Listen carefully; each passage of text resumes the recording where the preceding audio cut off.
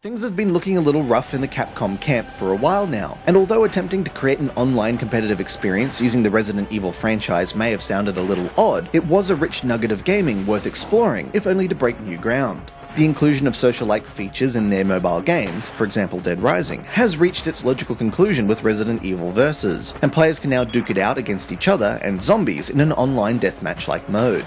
Sadly, the brakes get thrown on immediately, as this is Resident Evil, and it wouldn't be a Resident Evil game without clunky controls. What serves as a great mechanic for inducing panic and a sense of frailty in the games only works to make combat painfully wooden online, as you can only run while your weapons are holstered, and standing in a firing stance only provides mobility through dodging.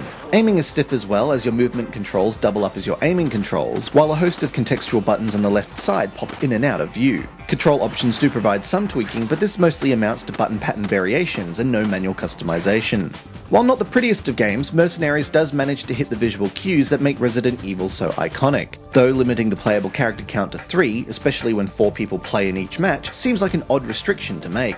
Online play was generally smooth, though the stop-start combat along with the insanely huge health pools made for awkward combat, especially as people continued to dodge in order to stay alive. Perhaps the best mode available was a single-player blue coin hunt, though this does defeat the entire point of playing a Resident Evil game online in the first place. Resident Evil Versus is certainly playable, but the dissection of the gameplay and its reassembly into a combat-focused title, without changes to the game's combat mechanics, has resulted in something entirely unpalatable. It's likely you already own an online first-person shooter title already, and if that's the case, you can probably skip over this title for now.